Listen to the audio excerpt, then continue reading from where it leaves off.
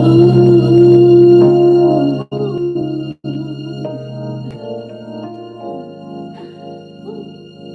shalom, y'all. We got another one, and I'm grateful. Yes, I'm grateful.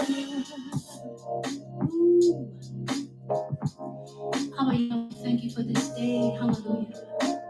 For this is the day that you have made, and we will rejoice and be glad. Yeah. Abba, I ask that you would just help us to come together on this day and make it all about you. Hallelujah. Yeah. That we may hear your word and search the scriptures, sing songs and worship, praise. Shalom. Hallelujah. For you are good and your grace. Shabbat shalom. Shabbat shalom, Zion. Shabbat shalom. Woo. Y'all is good. I see y'all coming in the room. Hallelujah. Hallelujah. Hallelujah. Hallelujah. Let's look over here. Donna's in the house. Donna and Sandy. Shabbat shalom. Judah and Eureka and Sean and Jazz is in the house. Hallelujah. Hallelujah. Hallelujah. Simone and Lumo. What's that? Lumos is in the house. And Texas is in the house. Diane and Arlette singing is in the room. Hallelujah. Hallelujah. Conan, Sharonda. What's that? Diana's in the room. Welcome on this Holy Shabbat. All over the world. Where y'all from? North Carolina? What? Hallelujah. Hallelujah. Shalom. Shalom. Shalom. Toshia in the house. Let my people go in the room. Hojo's in the house. Barbados, Colorado, Kalamazoo in the house. We're worldwide, Zion. Oh yes, only Abaya, Tennessee and Maryland. In the house. Not so Great Britain is in the house. Woo, the Netherlands is in the house. Atlanta, Mississippi in the house. Lynn from Florida and Lisa, Alabama. Woo! All over the world. In the house. I see Illinois in the room. Oxnard, California's in the house. Brian. Shalom. Shalom. Shalom. Shalom. Detroit is in the house. All praise. Los Angeles is in the house. And all I can say is hallelujah, hallelujah, hallelujah. Iran is in the house. Administrator. Good to see you in the room. All over. Long Beach is in the house. Canada's in the house. Baton Rouge. All of y'all, welcome. Welcome, welcome, welcome, welcome, welcome in the room. We give Abba praise, honor, and great glory on the Holy Shabbat to allow us to once again be with you, my Father's children, the lost sheep of the house of the 12 tribes of Israel. And where are we? Scattered. Where? All over the earth. How do we get scattered like this? Persecution, slave trade. We turned our back on our Abba. We asked for a robber and a murderer to be released. And when they asked us, what about your king? wicked ancestors said, we have no king but Caesar. So what shall we do then? With Yahushua HaMashiach. They said, let him be crucified. That was the wrong thing to do. And as a result of us not knowing our visitation, Zion, we find ourselves where we are today, having gone through actually it was longer than that, but the actual captivity of our people from the slave trade, 400 years of it, and separated from our homeland for over 2,000. But all I can say today is hallelujah, hallelujah, hallelujah. We are on the other side. Where are we now, Morey? The shackles and the fetters of captivity are now falling off. They got to take the chain off from around our neck, Zion. Why? Yah's doing it. He's waving his hand a second time and recovering the house of Israel, just like he said he would. And that's why in less than 10 minutes, it's almost 300 people in this room from all over the world that would have not been in the room 5 years ago, 10 years ago. Why? Because he hadn't woke everybody. He wasn't doing but now, I mean, we was out doing all kind of stuff on the Shabbat. But now, because of he's doing this, folk are waking up all over the world, and all I can say is hallelujah, hallelujah, hallelujah. Morehyosh, Dawid, Ben Israel, Moreh here at the ARK, which represents the Awakening Remnant Koalition. I want to say to all of you, my brothers and my sisters, Shabbat Shalom, Shabbat Shalom. Place a 7 in the chat if you can hear me okay, if you can see me okay. I'm in the studio, but I'm a little limited on today. Still recuperating from a long week, Zion. And I just want to make sure. Okay, hallelujah, hallelujah. Y'all can hear me, y'all can see me all right. And I want to say to all of you that are in the room, Todah for your prayers, Todah for your blessings, Todah for your support. Todah means thank you. Thank you for how you supported us and how you continue to support us as we travel from city to city. Phoenix was excellent. We'll do that on a whole nother video. We already got little video clips that we want to put up. And we just want the people in Phoenix to know you really made us feel at home. And we thank Yah for the relationships that were renewed and the ones that were made. Hallelujah, hallelujah, hallelujah. We got another video about that. So I'm going to move to the second point. I asked you all earlier this week to pray for Jay. And of course, that's Drika's husband. And you all sent prayers. And I got a note today that he was released or is being released from the hospital. Back home. And we got to get to that story later. But y'all have no idea how y'all moved on that situation.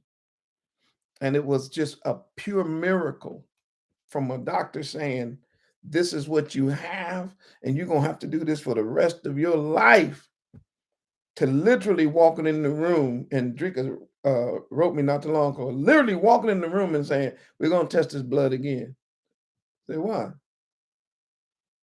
We just got to run another test. Because it went from being off the scale to normal, and that's not normal. So we probably made a mistake in how we drew the blood. We're going to take it again. They took it again and came back and said, like he might be able to just go home in a minute. I said, oh no, drink. So all I want to say, hallelujah. We have a worldwide family and prayers going up from all over the world. And y'all having mercy on the house of Israel because Jay means so much to me as my brother in this walk. He's one of those behind the scene brothers. You don't hear me talking about him a whole lot. I play his music, but you don't hear me talking about him a whole lot. He's one of the behind the scene brothers that's always been in my corner. And that right there would have been something unbearable to the Moreh, especially right now. And when Yah healed his body and is continually healing his body, it's just a praise report. And I know that Drika is overjoyed, and I'm sure that if they could have been in the room today, they would have been. I don't know if they're, but I know that they're in, like I say, he's being released. So all I can say is hallelujah, hallelujah. And for all of you all who want to say hallelujah, go on right, give y'all a hallelujah 100 for being good and kind and merciful to us, Zion. And I mentioned Jay's name, but there are prayers that are going forward right now to all of the sick in the remnant, all of the afflicted, all of the struggling, all of the hurting, that as the remnant begins to continue to wake up, that we would be walking, and I want you to hear the Moreh real close, please, and don't mistake this for these so-called, oh my goodness, this ain't no, let me just say what I'm gonna say. Post-captivity means that we are entering into the time now where all of the things that are in the Bible concerning the remnant are going to be played out in our lives. The total restoration of the remnant is the time that we're living in right now. It's post-captivity, pre-promised land. There is a time that we got to go from captivity to the promised land. And in that time, there's a lot of verses in the Bible that speak of the restoration of the house. And one of those restorations of the house is our health. Hallelujah is in the room. I don't blame you. Ooh, I can't stay there right now. But one of those restorations is health. We are going to be a healthier people post-captivity. One, returning back to Yah, we changing our diet and all that. But two, he already said, if my people who are called by my name, when? This is after captivity. We come out, we get free. Now what? Even though we're in lands all over the world, he said, I'll send my word and heal them. I can't do that today. That's not my sermon.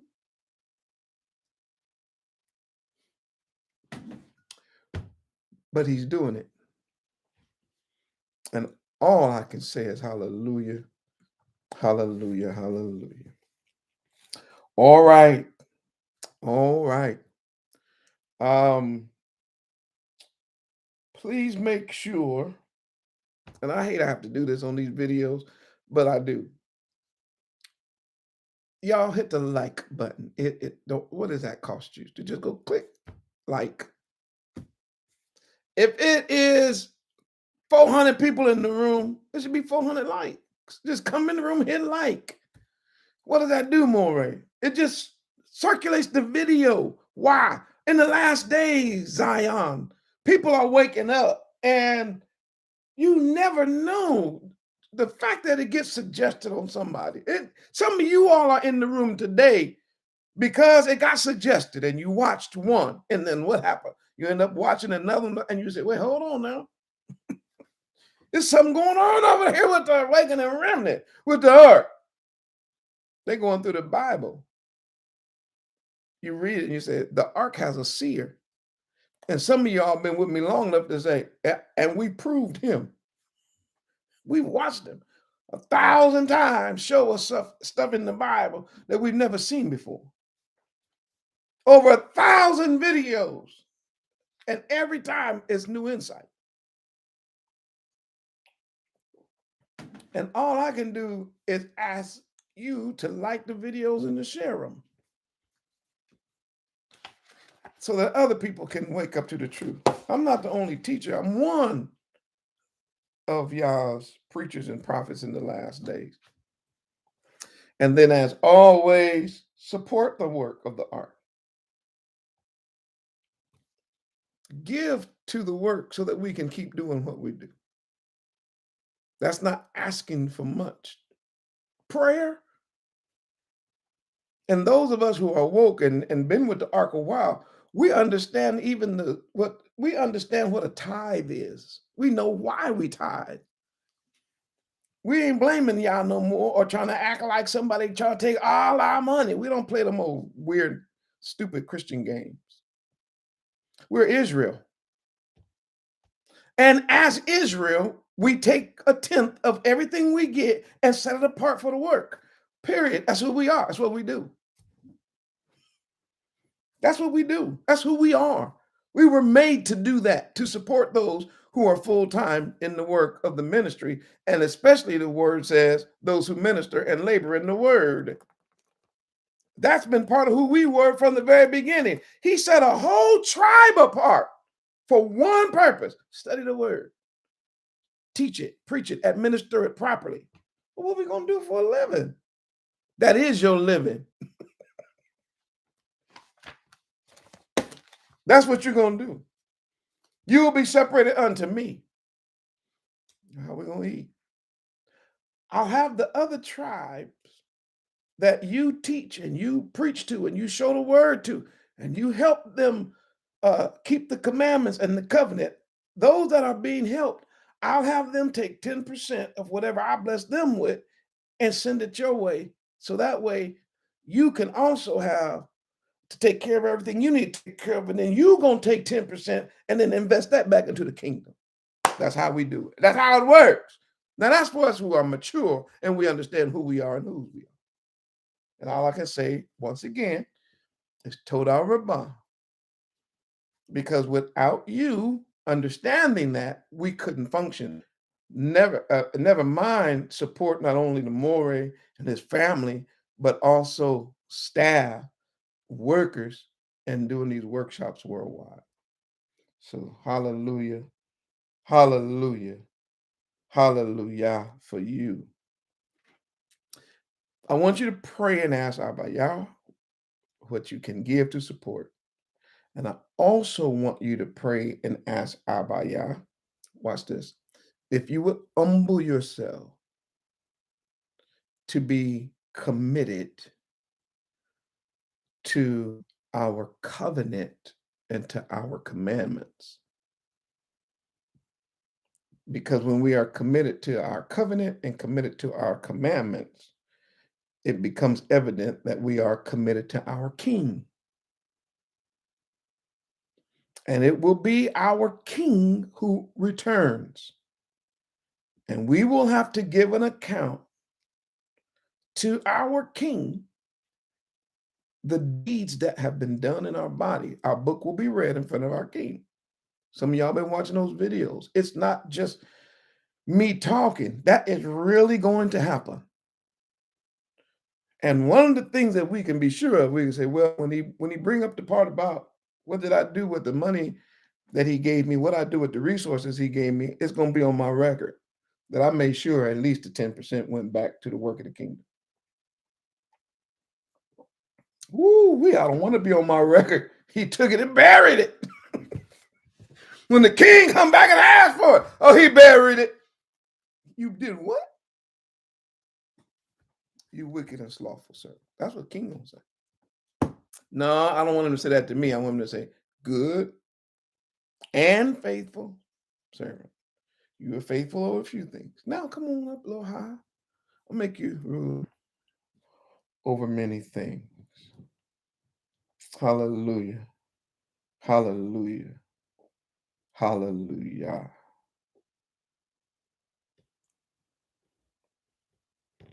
Let's hear the Shema, our national anthem. We should say this 3 times a day anyway. Every day, not just on the Shabbat.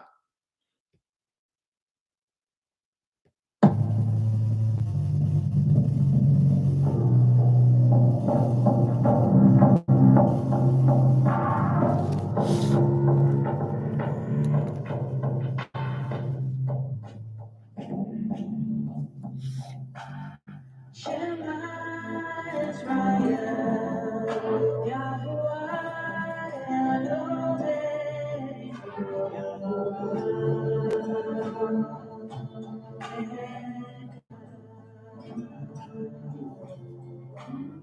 Shema Israel, Yahuwah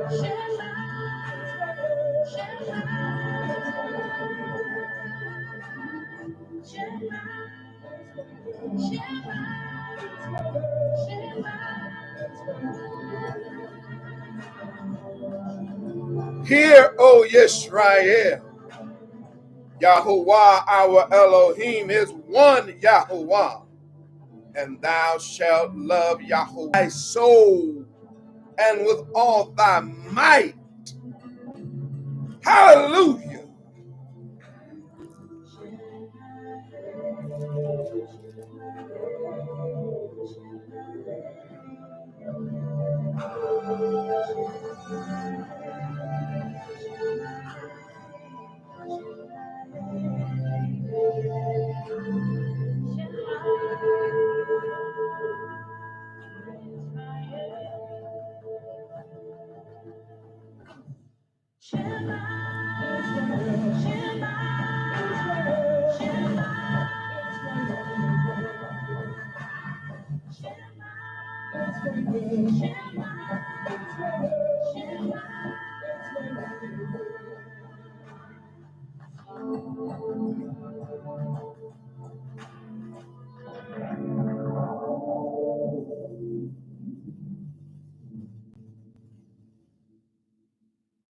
Hallelujah. Hallelujah. Hallelujah. Zion. We are to hear the word of Abba. Yah. We have to be dedicated to him, his word, his principle. We have to hear the king. Hallelujah. Hallelujah. Hallelujah. On this holy Shabbat, we are in preparation for Passover. I will be bringing messages prayerfully throughout the Passover. Those you flying in, we look forward to you all getting here safely. Those driving in, the information's on the website. And I'll have so much more to say about that in the days that are coming. But in preparation to the Passover, I looked at our passage for today, and I decided that on today, I'll preach a sermon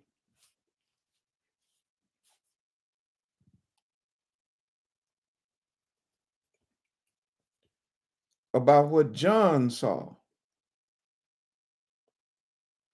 at the end of the book. And so I want to read something to you. The book of the Revelation, chapter 21. An incredible passage. The Revelation, chapter 21. I solicit your prayers and that you would pray that the message goes forth on this holy Shabbat that will help wake up Jacob and help those of us who are woke to walk in the light, to keep his commandments, and to hold on, because it won't be long and we're going home. Let's read together this verse. And I saw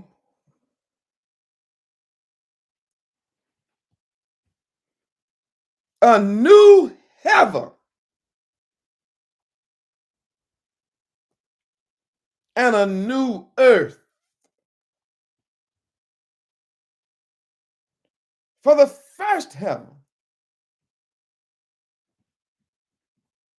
and the first earth, what happened? Were passed away, and there was no more sea.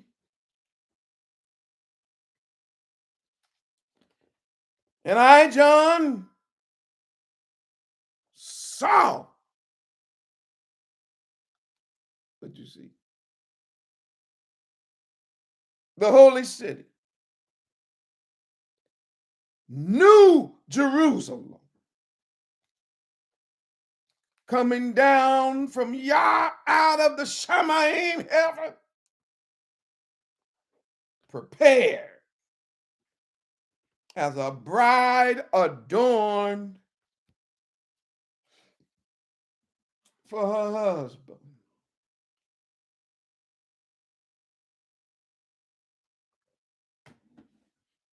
A new heaven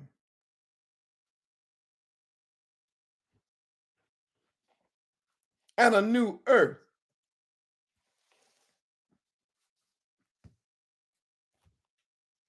A new heaven and a new earth. If you'll be so kind as to put that title of today's sermon in the chat. A new heaven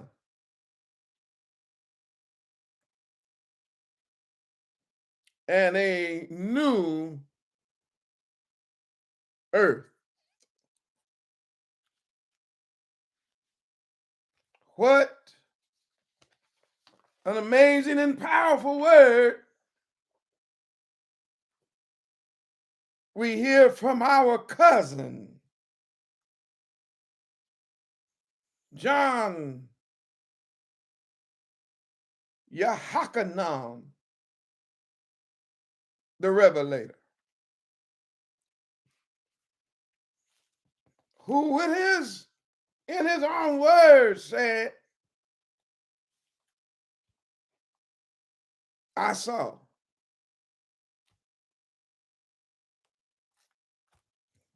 All right, Yahachanan, cousin, Say it one more time for all of Israel. He said, no problem. I saw a new heaven and a new earth. Hold on, Yahakana. Hold on.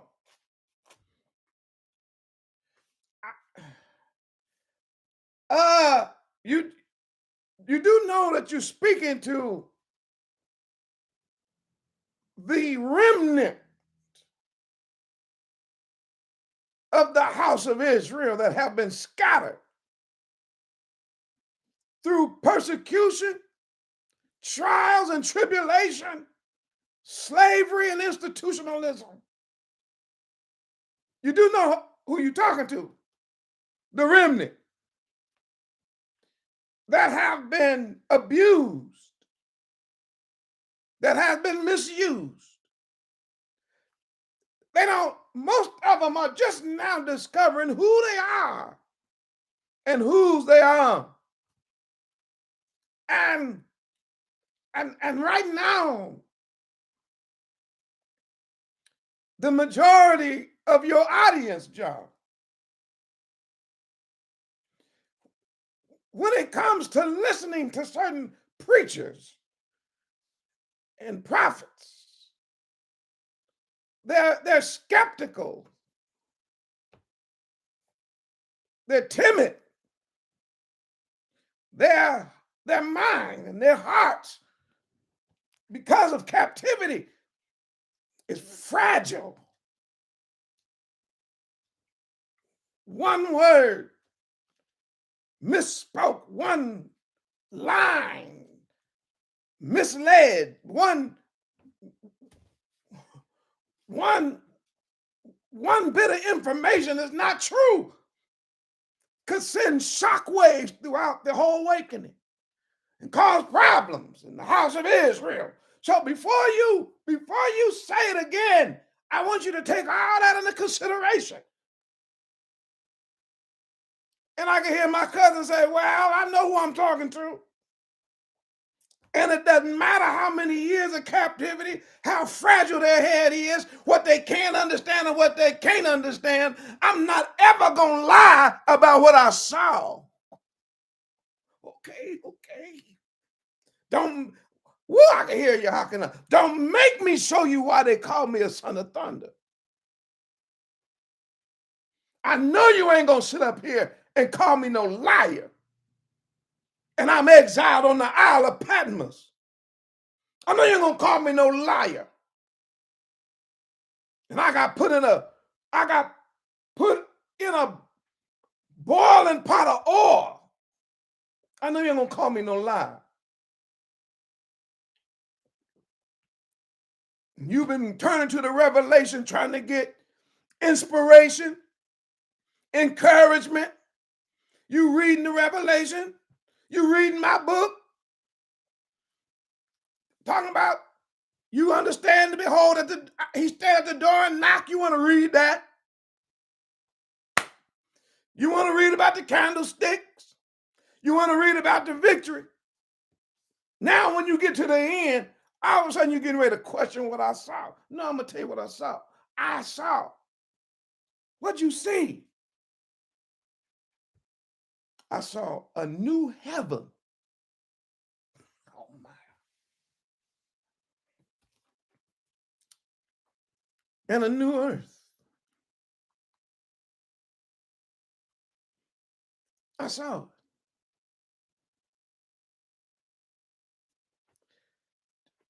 John, I'm not questioning that. It's so magnificent for us to hear that. Do you understand that? Because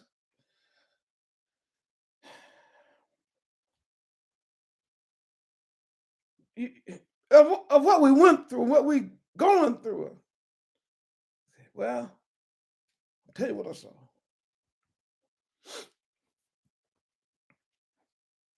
I saw a new heaven.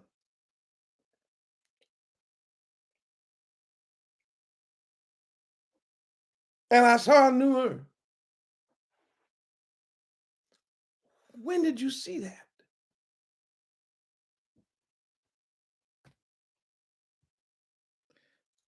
I saw it after the fall of our enemies. I saw it after the rise and fall of Babylon, Mystery Babylon, Babylon the great whore. I saw it. I saw a new heaven. When did you see it? I saw it after Yah revealed to me. There are only ultimately two classes of people, two groups. There are the righteous, and there are the unrighteous.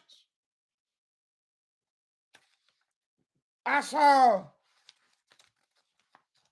that there are those who follow Yah, keep his commandments, keep his covenant, and have placed their weight or their trust in the testimony of our King. I saw that group. And then I saw another group. These are the ones who followed the beast. They put the beast mark on their forehead. I saw. They rejected Hamashiach, our King. They rejected our covenant. They rejected the commandments. They followed Hasatan. What happened? He said, well, the beast system of religion was destroyed and thrown in hell. The beast system of government, I saw it fall. It was destroyed and thrown in hell. I saw the dragon, the beast himself, thrown in hell. I saw all the dead, large and small, great and little, standing before Yah in the judgment. And everyone was judged out of the books, and the book of life was opened. And everyone whose name was not found in the book of life was cast into the lake of fire.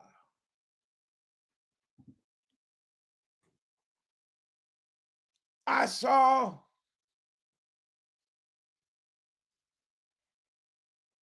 the persecution of our saints and prophets, but I also saw the resurrection power of our King. I saw that when the books are finally open, we will discover who the real king is. We'll also discover that there really is a judgment day. Okay, then what? After that, okay, I saw, don't say it again, John. Oh, yes. I saw a new heaven. Come on. You saw what? I saw a new heaven and a new earth.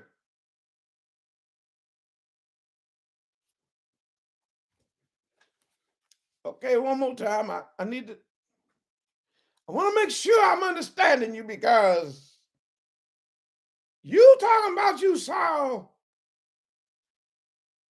a new heaven. Yeah. And a new earth.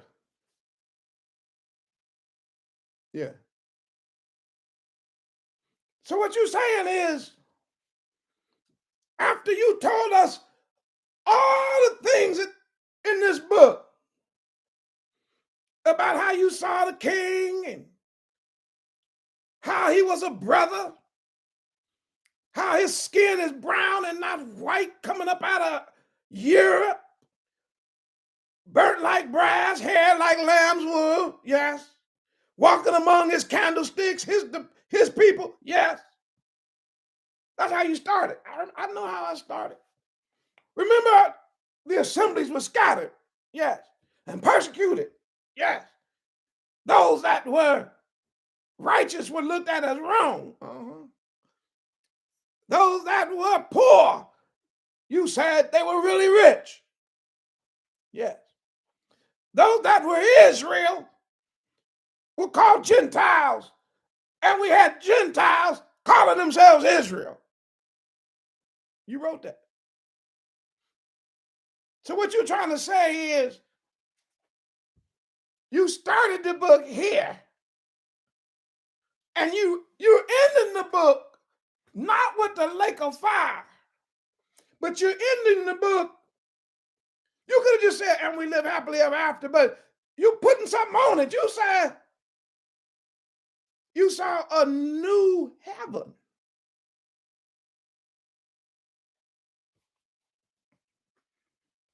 And you saw a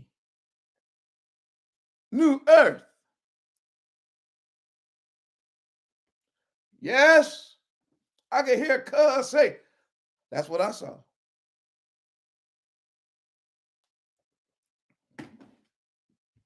But I can also hear my cousin say,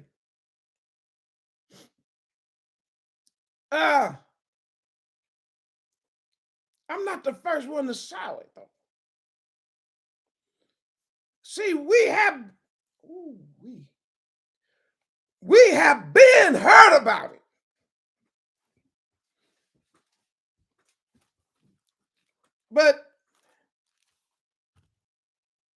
But I hadn't seen it, but we had heard about it. You heard about it.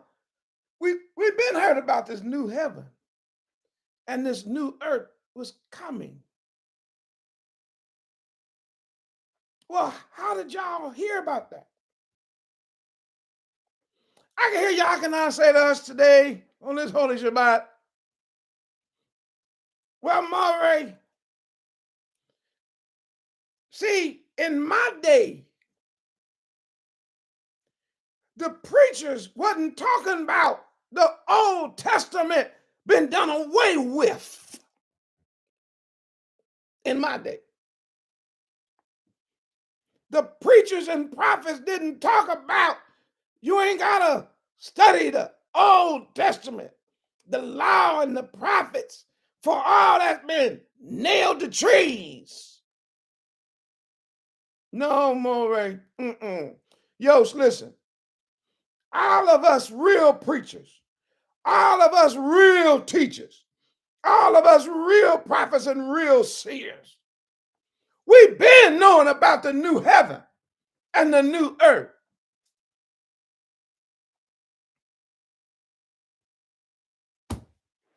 So it's just not in what you call a New Testament. I can hear you. How can I say, what's a New Testament? What is you talking about? Where are we going? I'm going with John. John said, let's go talk to Isaiah. Who? Uncle Isaiah. All right, let's go. Everybody in the room, we got to go hear Uncle Isaiah. Let's go hear Uncle Isaiah. Come on this Holy Shabbat. Let's find out if John is making up something in the Revelation, or if this new heaven and this new earth was talked about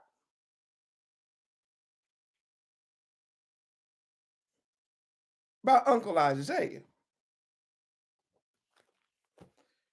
We flip over these pages of our Holy Bible to Isaiah 65, verse 17. Please, everyone, come go with me to Isaiah 65, verse 17.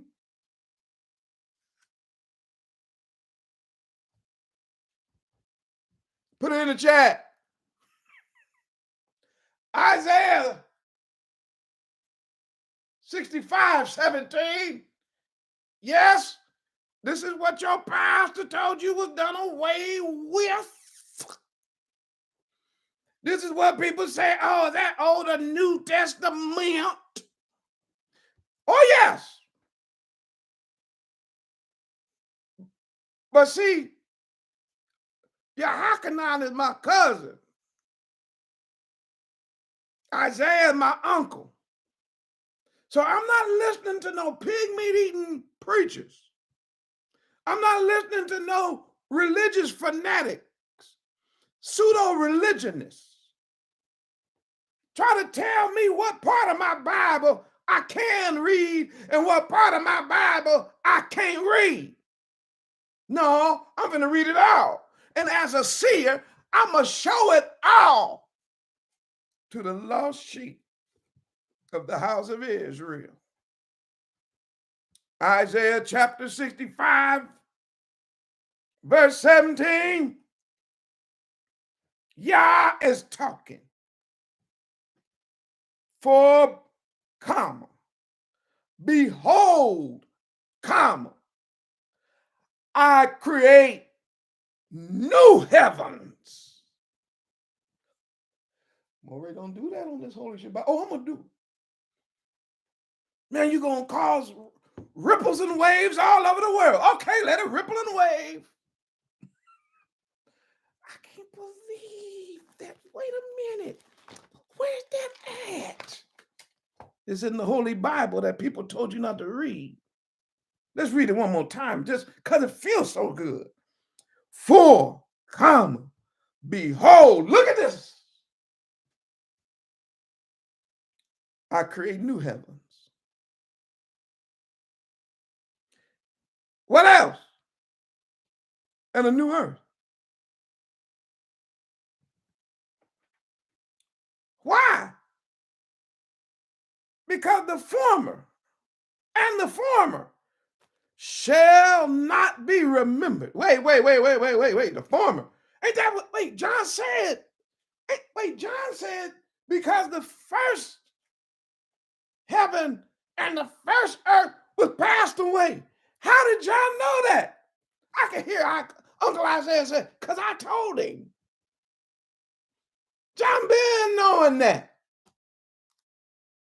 Matter of fact, not only does John know, you ought to talk to Kepha. Kepha.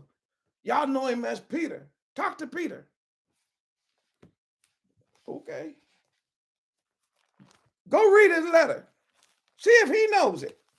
2 Peter chapter 3. Come on now, come go with me, y'all. You know we can't be here all day. 2 Peter.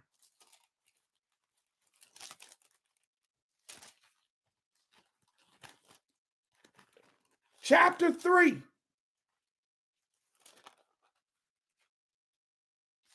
Verse 13. Put it in the chat.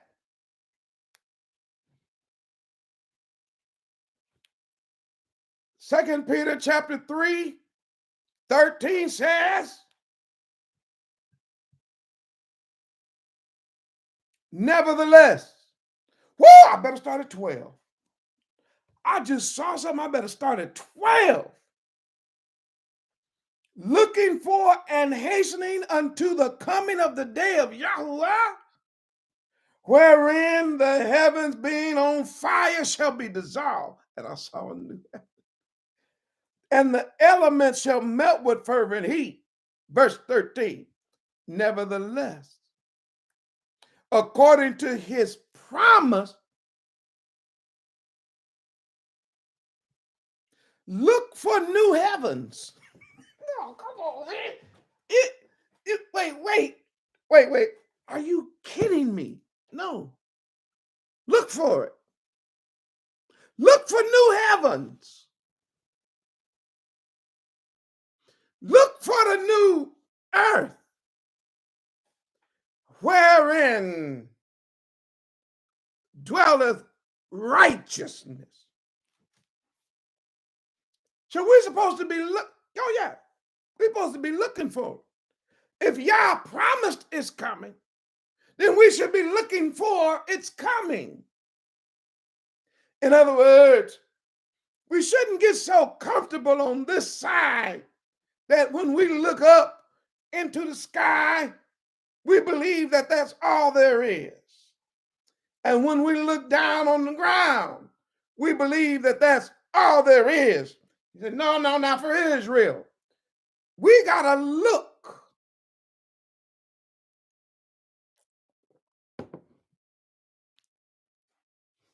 according to the promise.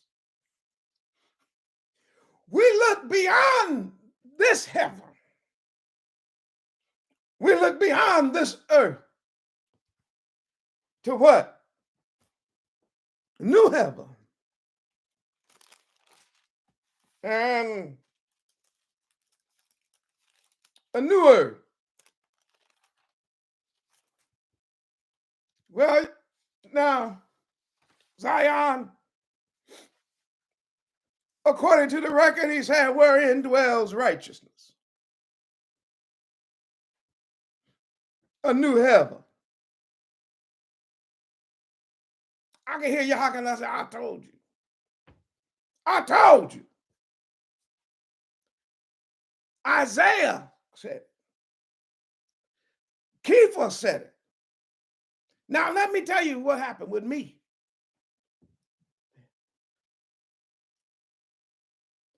Yah said that he would do it. That he would make a new heaven and a new earth. Kepha said that you and I are looking forward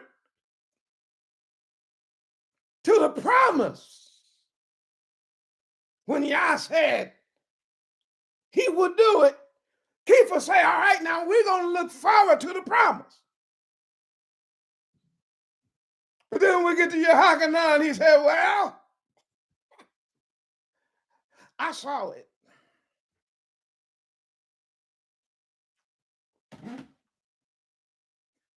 He said he would do it. We was looking forward to him doing it. He said he would create a new heaven and a new earth.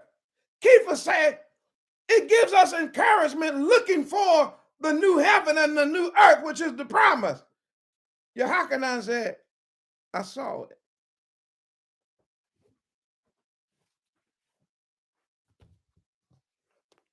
What'd you see? I got to tell you again, I saw a new heaven.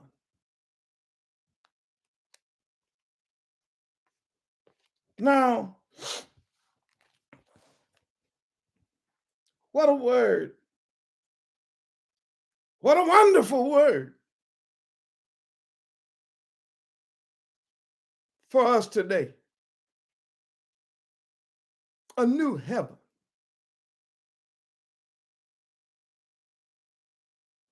A new over my head.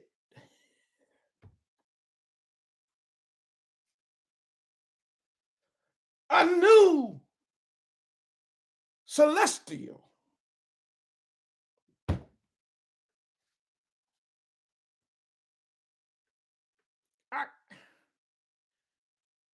I can't help but wonder about that, because I never much considered that we needed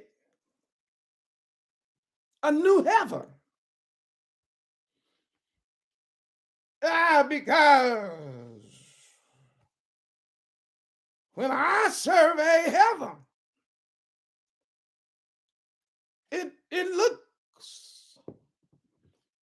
looks pretty good to me. I mean, when I look up, I don't think I ever have bothered myself or worried myself about that which is over my head. Yeah, because when I look up from my point of view, when I look up from where I stand into heaven, it looks so right. It looks so perfect. It looks so orderly. It looks so undefiled. And yet,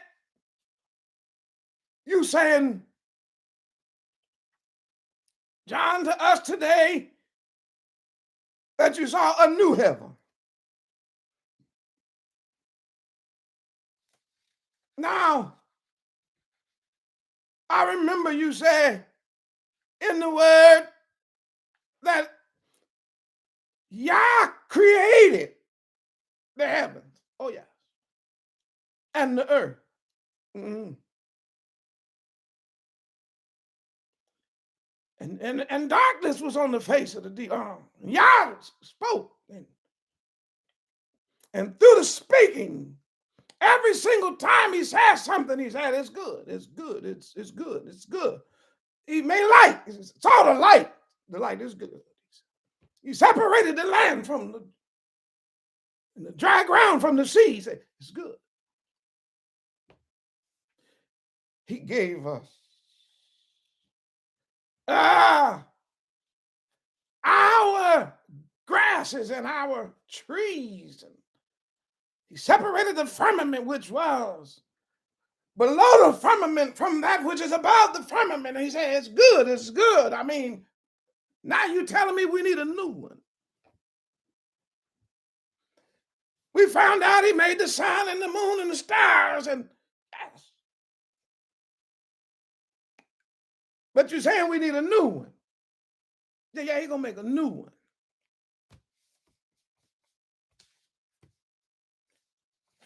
There's going to be a renewed heaven. John said, I saw it. Now, when I survey heaven from here, and I consider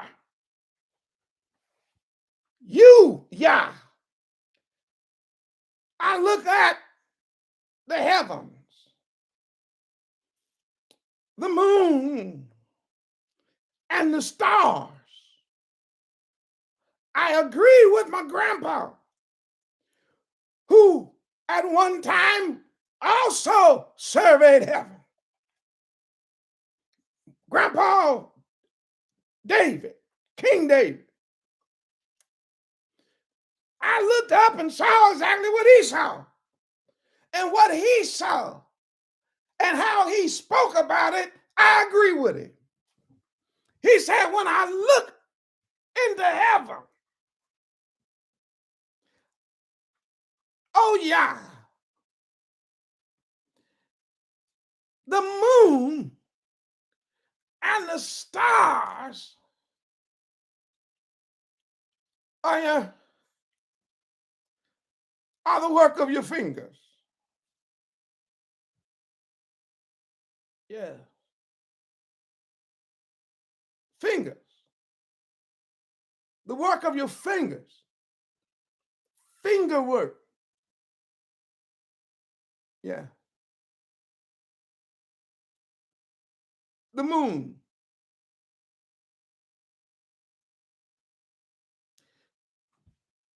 The brightest object in our night sky. That's finger work for you. Mm-hmm.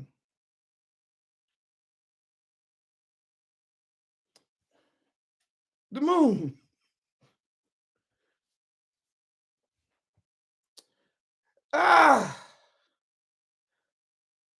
The largest object in our night sky. Finger work.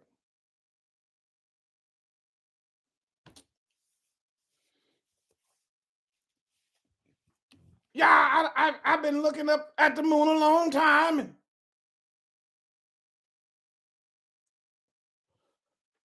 And I come to realize, because I went to a little small school,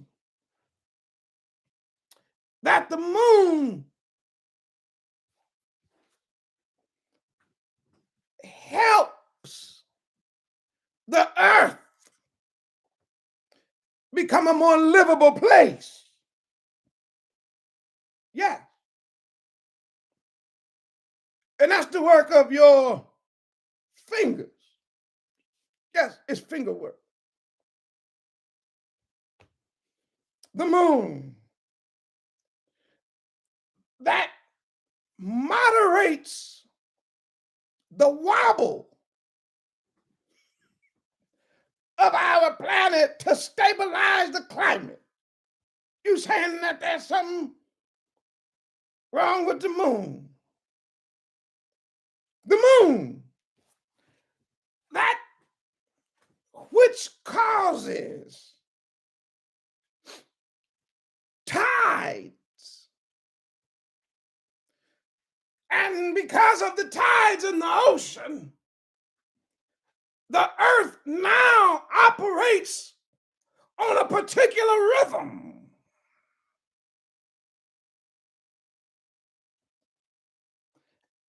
And this rhythm that is caused by the pull of the moon.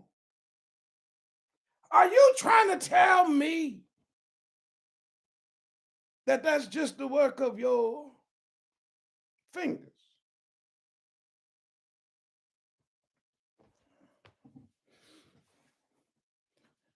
The moon that sits as our only satellite, natural satellite, and giving us signs, time, seasons, and appointed times. Yeah. Finger work. The moon. The moon. You're talking about the moon that is locked, if you please, with earth. So much so that as the moon rotates, the earth sees the same side of it every day. You're talking about, oh yes, oh yeah, I locked it like that. Why? Finger work. I'm like David now. I'm like my grandpa. When I behold that, when I see it, it's too wonderful for me. That's your finger work? The moon.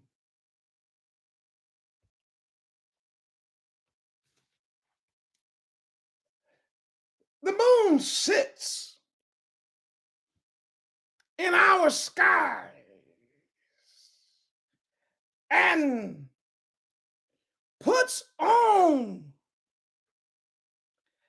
and takes off light.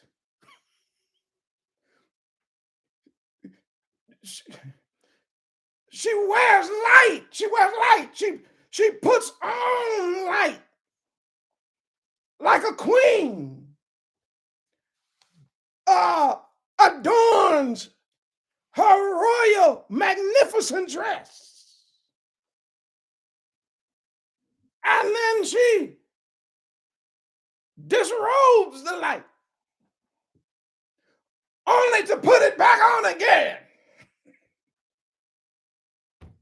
You say, yes, that's to remind all of the daughters of Zion of the Proverbs 31 woman. It reminds us that favor is deceitful and beauty is vain. But a woman that fears Yah, she shall be praised. Well, when I look at the moon, I don't see no reason that we need a new one. But I guess you do. He said, well, what about the stars? Are you trying to tell me that's the worker? Yes, fingers. The largest star we can see is the sun. The closest star to us, the sun. This yellow ball, this fiery king of the day,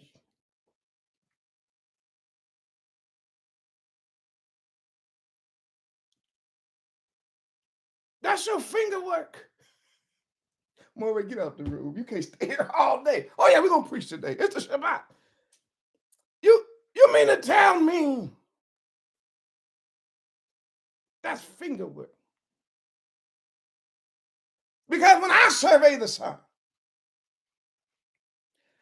I have to agree with my ancestors that the sun rules the day. Hold on, we gotta finish this message. My ancestors said, you made the sun to rule like a king.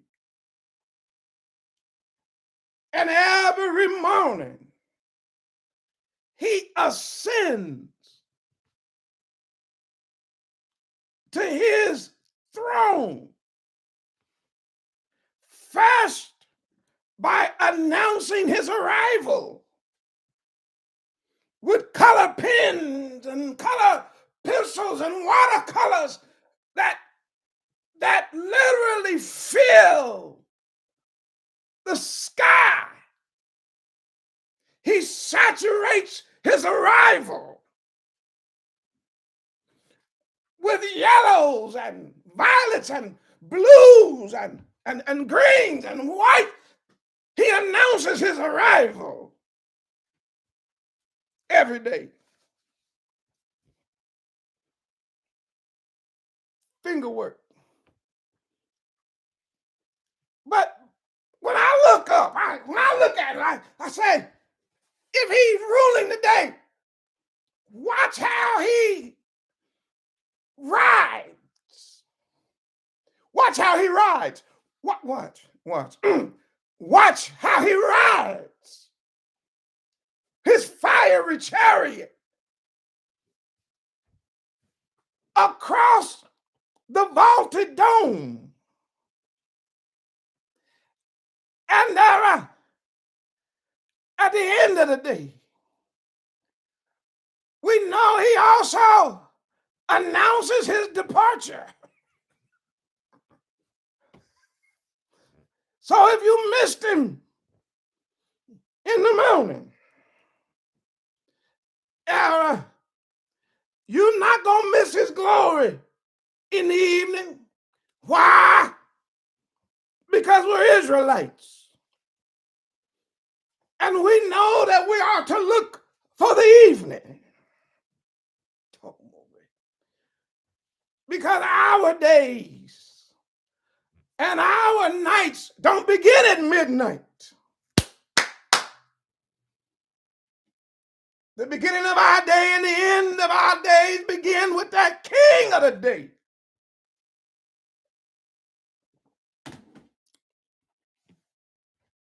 Going down in great honor and splendor.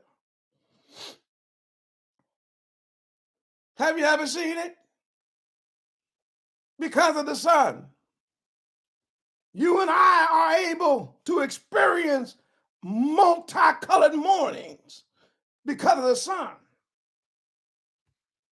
Because of the sun, we are able to see various colors in the color spectrum because of the sun. Because of the sun, we get cerulean blue expanses and navy blue oceans, green grasses, amber waves of grain, fluorescent yellow flowers on wild mustard, purple hues on daffodils, lilies, snapdragons, red on roses, and a deep orange in the California poppy. Oh, yes. And you trying to tell me that that's your finger work? Fingers. From here, when I look up, I don't see nothing wrong with the sun. For the sun is yet warming and giving life, sustaining life on this planet. When I look at the sun, I don't see no reason for another one. The way it's working, how it moves the water cycle. From the ocean, we get evaporation. That same sun is then used for condensation. Then the same sun is used to create what they call the airstream, the jet stream, which becomes transportation. And now that transportation transports the condensation over the land. And then Yah, with his finger of love, touches the top of the cumulus cloud so that it will drop down the water that it evaporated from the ocean, having gone through desalination and cleansing, so that and you say we're going to get another one? We got to get a new one. I'm talking about from where I stand. When I see how then there is precipitation, then there is accumulation, then I say, I can't see nothing wrong with it. I don't understand how John, are you sure you saw a new heaven?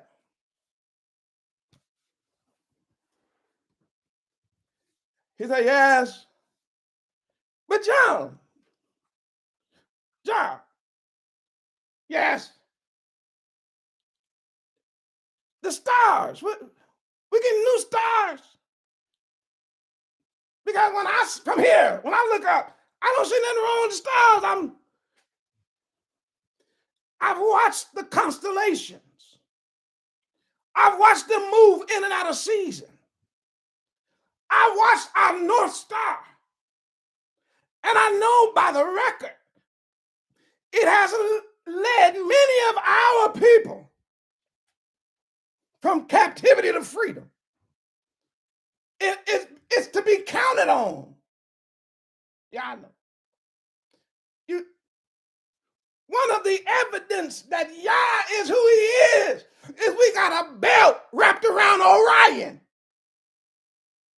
He said, yeah, I know. You telling me it's something wrong?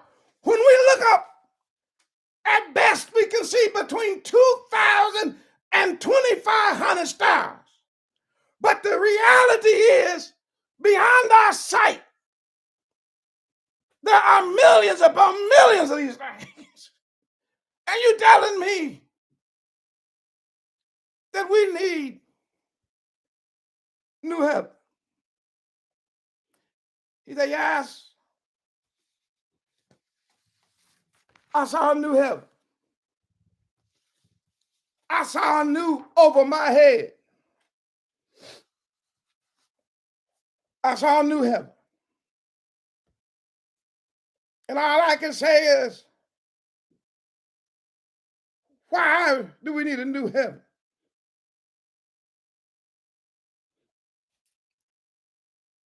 And if you're in the room and you can understand me, that John said he saw a new heaven, put a 100,000,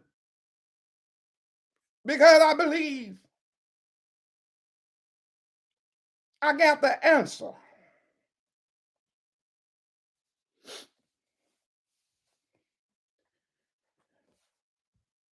And I can hear John say, he's going to make a new heaven.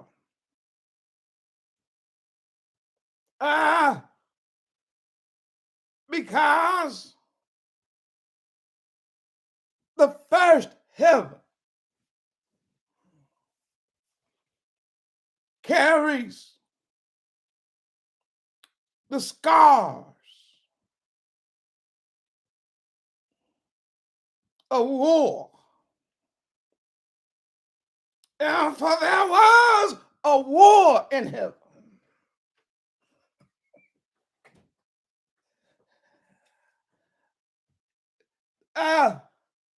You can't see it from here, but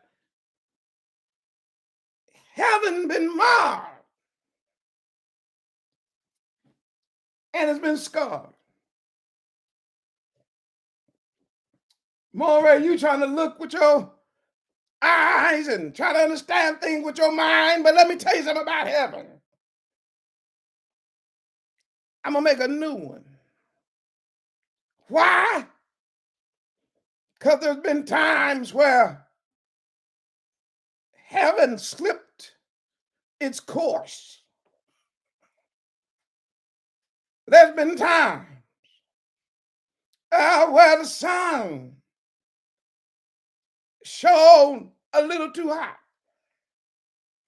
There's been times when the moon turned red like a blood clot. There's been times when the stars fall from heaven. Yeah, out of their silvery sockets. I'm going to make a new one. But don't worry about that, Moray. That's not your worry. Because the sun, the moon, and stars, to me, woo! Finger work. It's just finger work. I don't even have to make a fist. I don't need to put my shoulder into it. I don't need to put my back into it. Everything that you just said, fingers.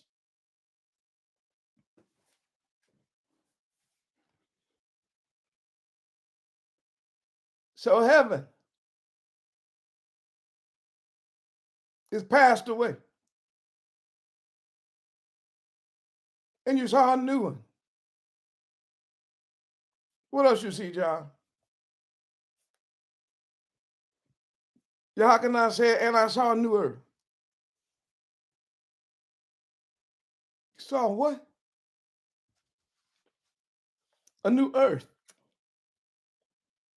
Now, if y'all in the room and you understand why we need a new heaven now, put a 500,000. Let me get to this new earth.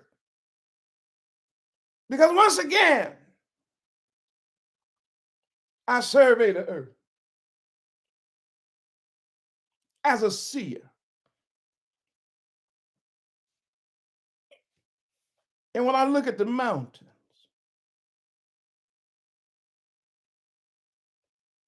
I don't see much wrong with his mountains. When I look at the mountains, when I see Mount Everest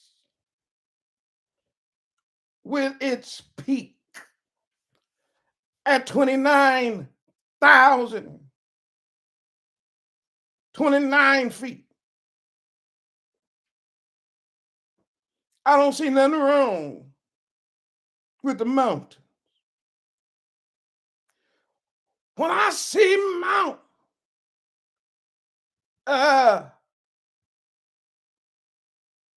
Matterhorn in the beautiful Swiss Alps,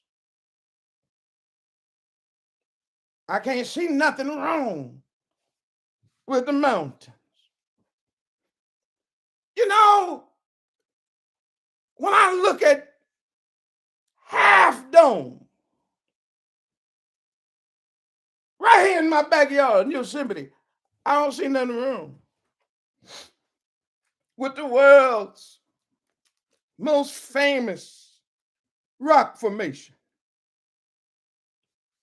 And you telling me you saw a new earth. When I look at the islands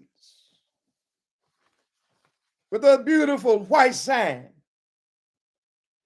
when I look at the water, crystal clear, I don't see nothing wrong with the islands. And when I survey your seas, and I watch how perfect the marine life moves, I look at the mass of the whale, the tenacity of the shark, the teamwork of the dolphin, the flight of the flying fish. I just don't see much wrong with the earth. But I can hear him say, well, that's because you can't see it the way I see it. Then why do we need a new earth?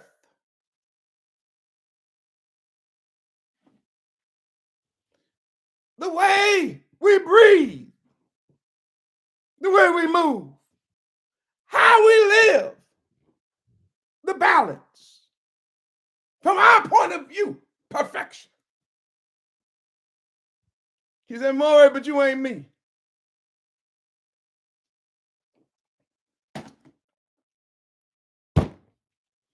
I'm going to build another one. Why? First of all, Abel's blood. Abel's blood is still crying Abel's blood is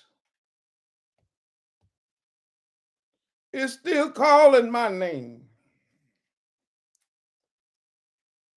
I got to build another one. You see, there was pre-diluvian wickedness. I got to make another one. I tried to wash it in the day of Noah. But before they could repopulate it, they had already went back into wickedness on the earth. And blood is shed. I got to make another. Why? Because my children were in captivity here. I can still hear the sound of the children that were being murdered in Egypt land and whose bodies were thrown in the rivers and whose bodies were put into the buildings of stone. I got to make another one. Yes, I can still hear the wickedness of humanity as they have destroyed my earth. Yes, they took my people, used them, misused them, abused them. So every time I see the earth, I see captivity. I see murder. I see the rape. I see the poverty. I see the persecution. From Babylon, Persia and Greece, Rome, Europe, Asia, and the Americas. They all have the shed blood of my children. And I'm going to make them another one. Another one. Oh, yes. Why? Because it's a cruel world. What a word of encouragement to you and a word from me. What is that, Murray? John said, I already saw it. What'd you see? I saw a new heaven. I saw a heaven where the stars don't fall. I saw a heaven where the moon don't go down in blood. I saw a heaven where the sun never refuses to shine. I saw a new heaven. But what else? I also saw a new earth. I saw a new earth. Why? Because this earth has in it the blood of our King. This earth has on it the death of our Messiah.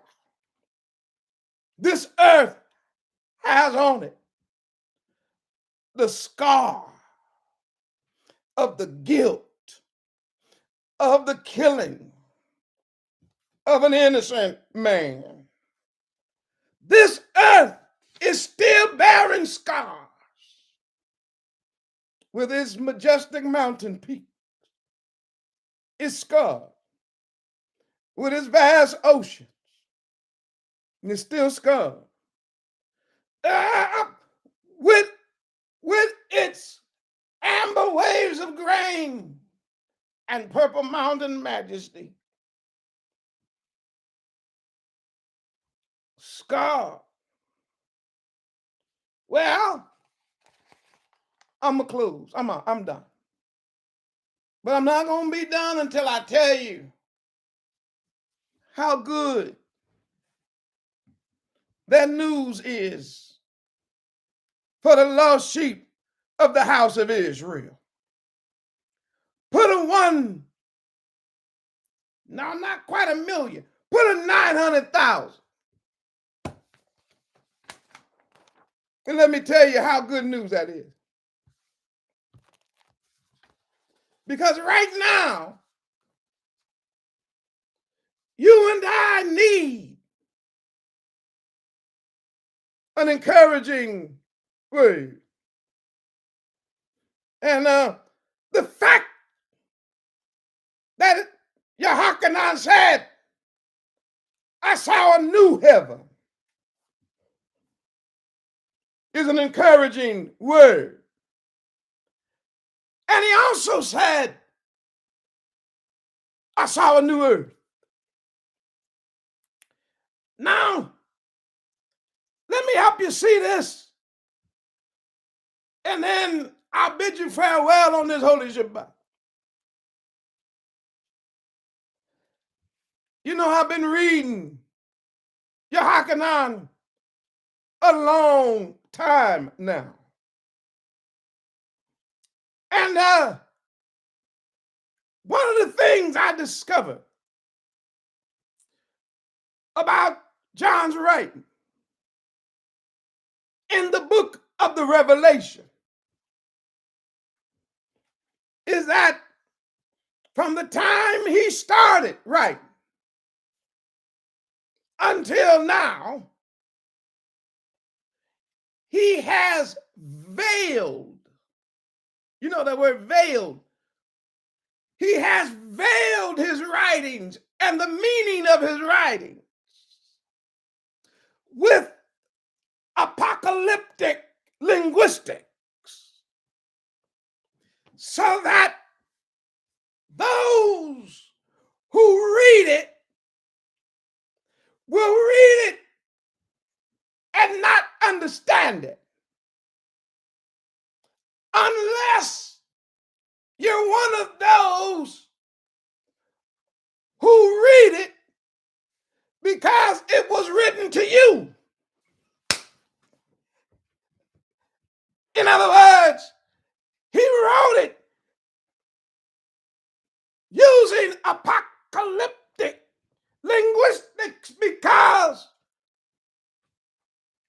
he was a prisoner. And he was exiled. And he was in ward of the state. And so therefore, he gains a privilege. One privilege that we know is that this prisoner was granted the privilege of a pen.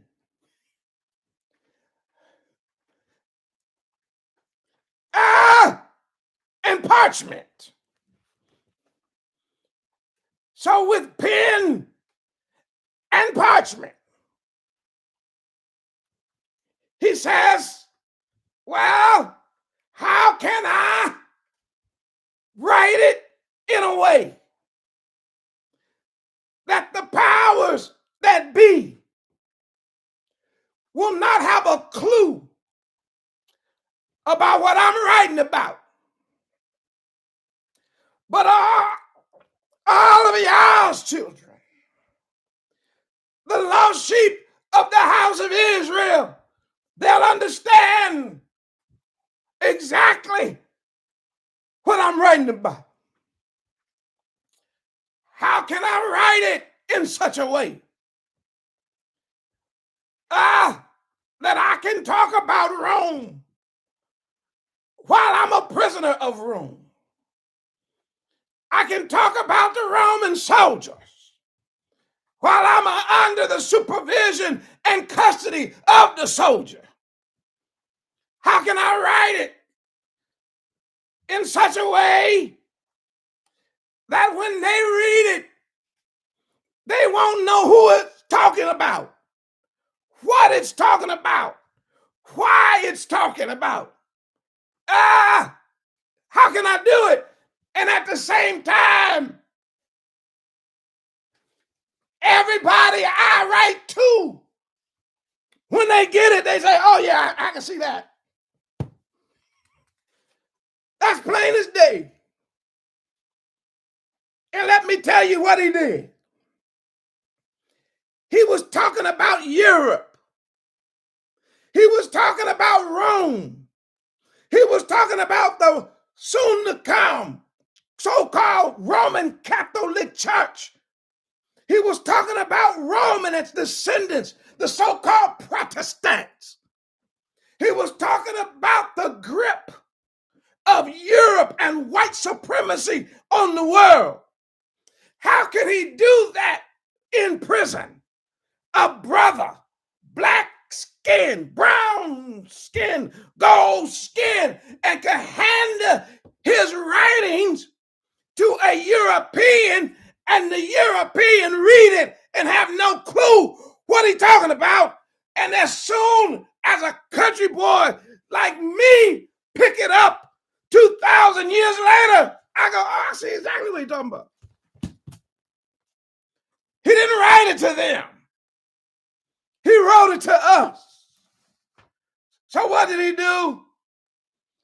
I heard a preacher say this, and he was right as rain. He said, well, I got to say it without actually saying it, but I really got to say it. So what did he do? He said, well, when I'm going to write this, instead of just calling out Rome, for everywhere I want to talk about Rome, I'm going to write down the word Babylon. And every time I want to talk about the leader, the emperor, who is demon possessed, I'm going to call him the dragon. And every time I talk about the collective nations, I'm going to call them the beast.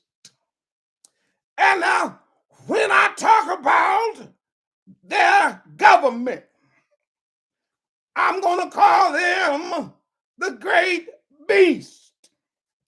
And when I talk about their world religion, I'm going to call them the harlot that rides the beast. And when I talk to my people, I'm going to call them saints. And now, when I talk about the inheritance, I'm going to call that the seals of a book that will not and cannot be opened until our king opens the seals. Yeah, and no one can open the inheritance but the king. When I talk about Israel, I'm going to call Israel a woman in travail. And when I talk about the Israelites, I'm going to call them the seed of the woman who were now being persecuted by the dragon. Yes, and when I talk about the end time and how the end times will unfold, I won't just come right out and say it. I'll use the image of horses.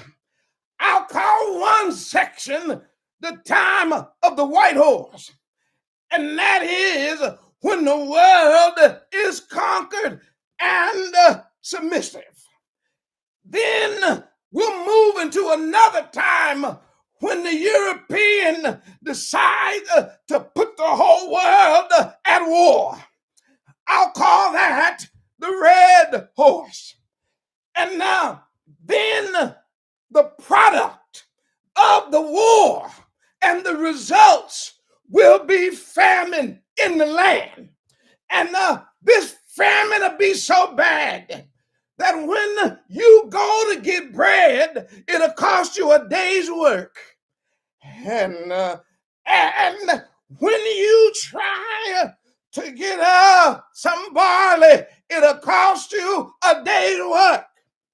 And now men will value, the oil, and men will value wine so much so that it will be ruling in the last days. We'll call that the black horse. And he said, finally, there will come a time when, because of the European white supremacy domination on the planet, that there will come a time when the whole world will be in pestilence, disease, and death. We'll call that the pale horse.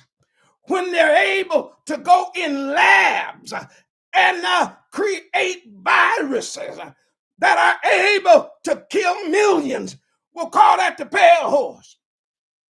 When they go in labs and make frankenfood, we'll call that the pale horse.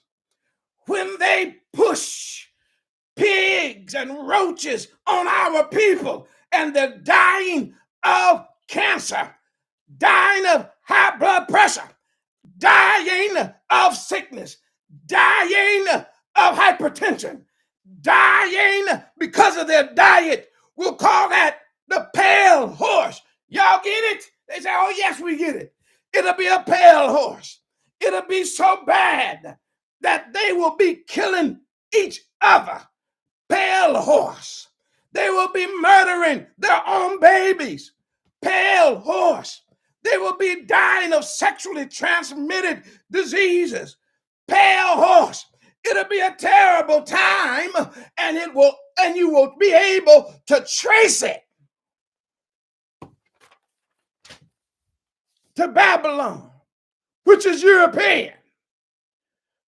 Well, Maury, the way you talk and the way you laid that thing out, it sounds like it ain't no hope.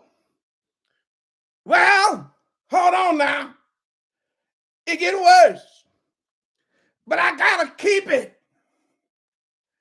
in apocalyptic linguistics. Why? So that they can't get it and my children can get it. So when the fifth seal opens, I'll just use the term, the soul of the slain. And you know I'm talking about you and I who have been executed, persecuted, and killed for the cause of Yah and the testimony of Yahushua HaMashiach. Yes, and we know that it will be our prayers that will reach into the Shamayim, talking about how long.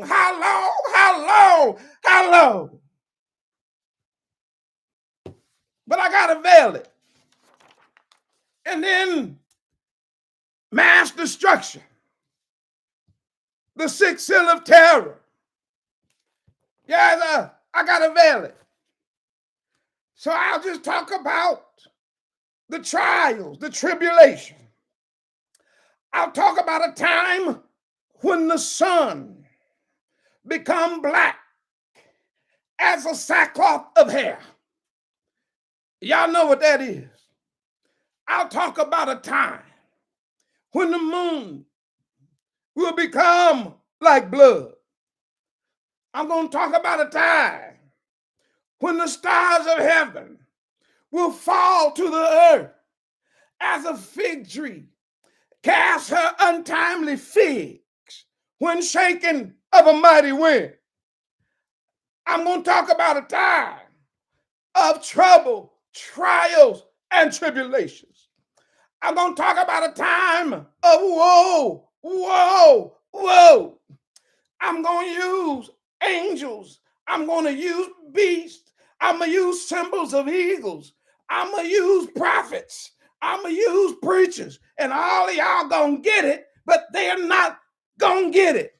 I'm going to talk about how one day this so-called Babylonian system, which is really the European system that's running the world right now, how these wicked people will be running to rocks and asking them to fall on them. They will be going into the mountain talking about hide me.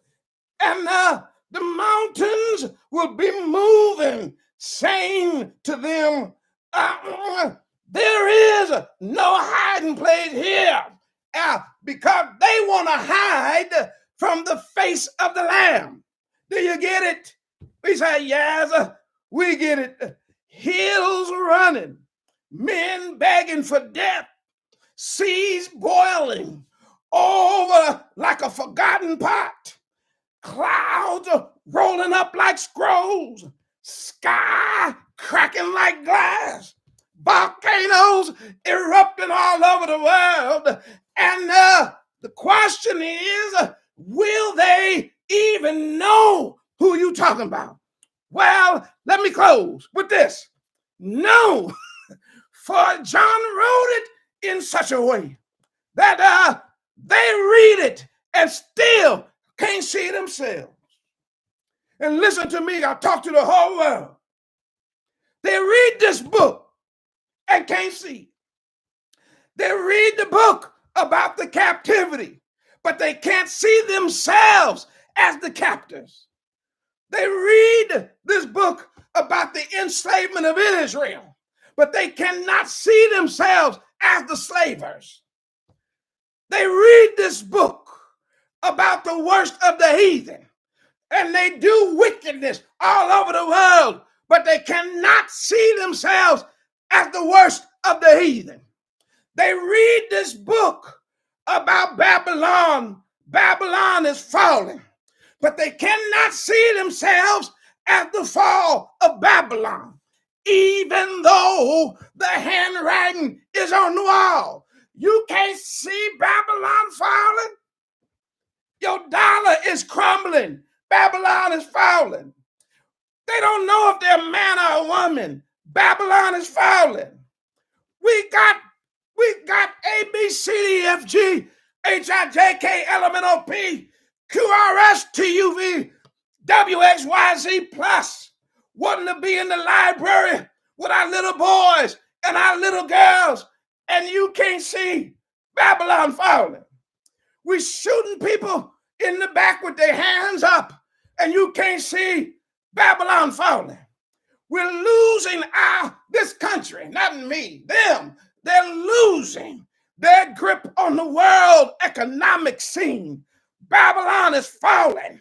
China is advancing. Russia is gaining strength.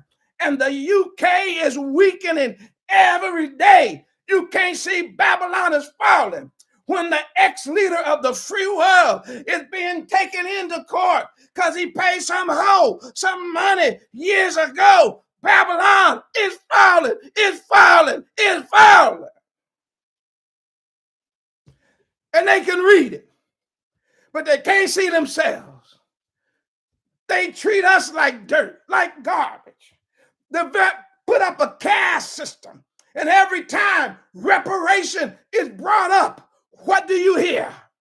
No, hell no. Don't give them a nickel. Don't give them a dime. Don't give them a quarter. But that's all right. Keep it. Why? Because John said, I saw a new heaven.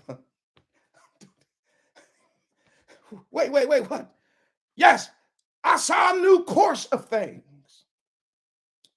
I saw a new heaven. I saw new rulership in high places. I saw a new heaven where Satan and his demons are not the prince nor the power of the air. I saw a new heaven.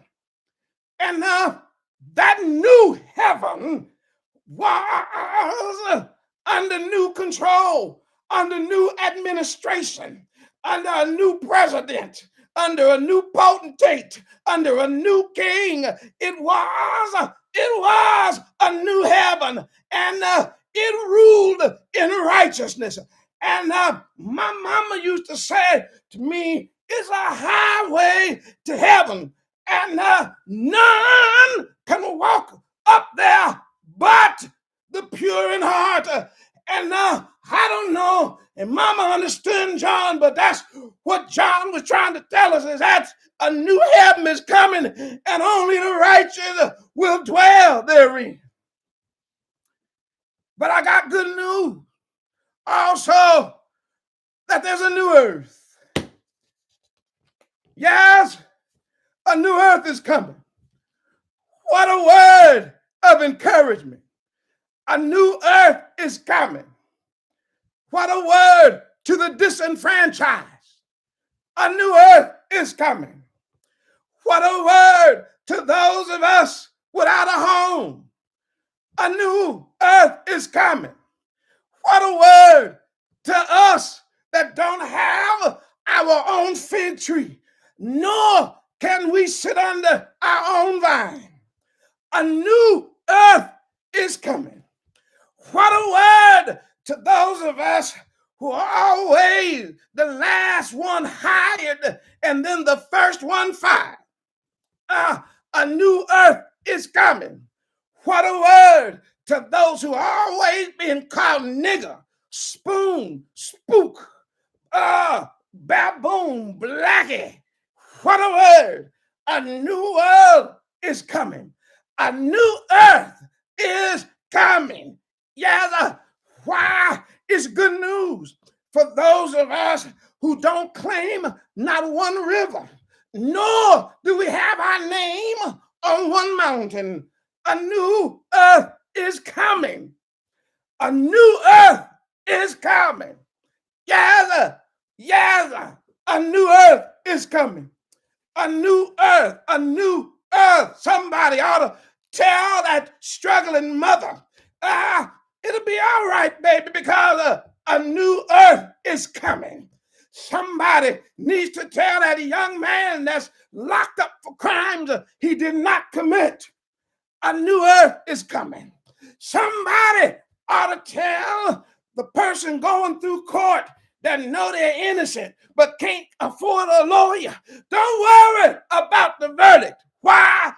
A new earth is coming. Somebody ought to tell the one that's struggling to keep the lights on and the heat in the house is going to be all right. Why? A new world is coming. Somebody please go out and find the one who's about to throw in the towel. They're saying, what's the use? All my hope is gone. Go tell them, don't throw in the towel. Don't take your life. John said, I saw it. A new heaven, a new over my head. I saw it. A new earth under new administration. I saw it. A new earth, that the old earth and the old heaven passed away.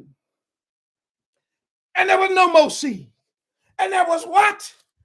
No more seas.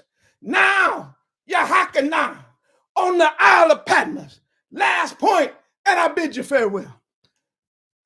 Yehoshaphat on the Isle of Patmos, separated from his family, separated from his assembly, separated from his loved ones, separated from his home, separated from his nation. Every day he looked out and all he could see is the Mediterranean Sea. He said, well, I saw the new earth. And this new earth was different. It didn't have no sea of separation, which means we don't have to worry about saying goodbye to mama. And we won't have to worry about saying goodbye to daddy. Why? There'll be no separation. He said we won't have to worry about our children going wild and being picked up by governments that don't mean them any good. Why? No more seas. There won't be no more seas. Nothing separating us, nothing dividing us, nothing keeping us apart. But the sea is gone, so the house is once again, hallelujah, together. And when the house gets together, then we're going to shake hands with Reuben. And then Reuben will say, how are you doing? And he's going to talk to Judah. And Judah going to talk to Issachar. And Issachar is going to talk to Zebulun. Zebulun going to holler at Levi. Simeon going to be, come here, Benjamin, give me a hug. Why? No more sea. Judah and Benjamin, two sticks, come one, dwelling together in the new earth. This old earth passes away, but that new earth is coming. I can't wait to see the new heaven. Re-energized sun, new heaven, moon never red, stars never falling, new earth, no war, no poverty, no white supremacy, no racism, period, no unjust courts, no free casing, nobody, no weeping, no wailing, new earth.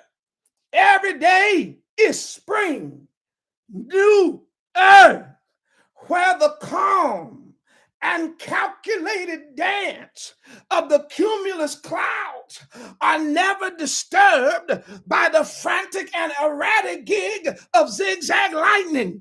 New earth, where the restful sleep is never disturbed by blaring sirens of police and fire trucks. New earth, where everybody has access to crystal clear water. No more Flint, Michigan. No more Jackson, Mississippi. Everybody has access to crystal clear water. Yes, new earth. It's an encouraging word. It's a strengthening word. It's a word that we need. We're going to see and experience a new earth. Somebody say, I like this one. Well, let me tell you something. I have not seen, nor has ear heard, nor has it even entered into the heart of man that which Yah had for his own that know him and love his appearance. New earth, new earth, new earth, new heaven,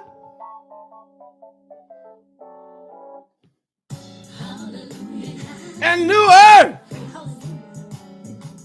John, are you saying? Oh, yes. New heaven new earth for us, the redeemed, us, the chosen, us who kept the commandments of Yah and the testimony of Hamashiach. Yes, it's a new earth coming. John said, I saw it. John, don't fool me now. He said, I wouldn't lie to you. On this new earth, death can't come. In this new earth, sickness and it can't come. And if by chance it was to slip in, it'll be leaves on trees. That's good for the healing of the nation.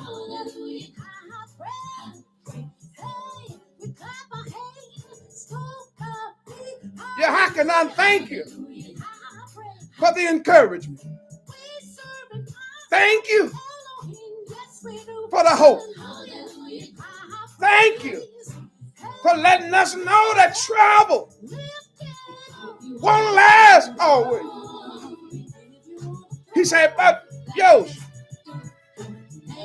I got to say one more thing before you close the video. Okay, what is that? I also saw a new Jerusalem. What? He said, I also saw a new Jerusalem. Wait a minute, wait. What? He said, I saw a new Jerusalem. Now, that's a whole nother sermon, but I want to be ready. I want to be ready. I want to be ready to walk, yeah, in the new Jerusalem, just like John.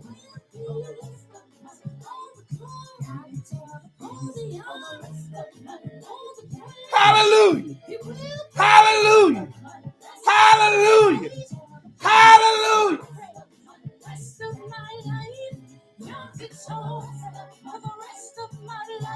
We win, Zion, I've been telling you. John wouldn't lie to us. He said he saw it. And I believe it. A new heaven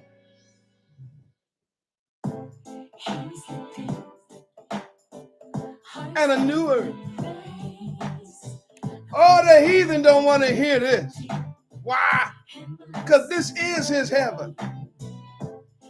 And this is his earth. His worst thought is losing his heaven and losing his earth that he thinks. Well, heathen, you better hear the more.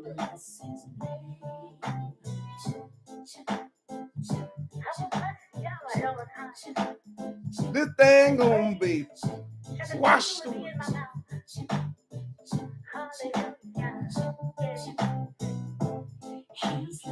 A new one's coming. New administration. New rule. A new king. He got a new hairdo. He got a new complexion. He got a new voice.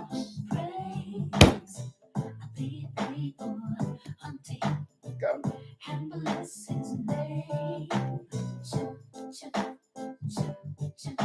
Now, if you're looking forward to the new heaven and the new earth and the new Jerusalem, put a 1 million in this. Shout on the Holy Shabbat, and I bid you farewell. Put a 1 million.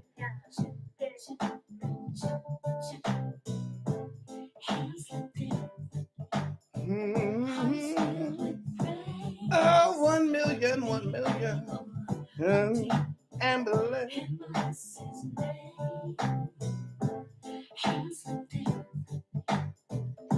When John wrote this, he veiled it. But when he got to this part, he said, now, everybody get this. I saw a new heaven. We ain't got to veil that one. Let's put that out. When he got to that part, he said, there'll be a new heaven, and I saw a new earth. I saw a new Jerusalem. That ain't veiled. That's what's called revealed. Everybody better get that. I got to go. Enjoy being with you on this Holy Shabbat. Support the art. Give so that we can continue to give back to you. Support so that Abba Yah will increase your store and allow us to stay on the battlefield for him. Working in the kingdom. Hallelujah. Put them 1 month in here. Why don't we do this? Put the subject back in. New heaven. New earth. And watch this. New Jerusalem. That's for us.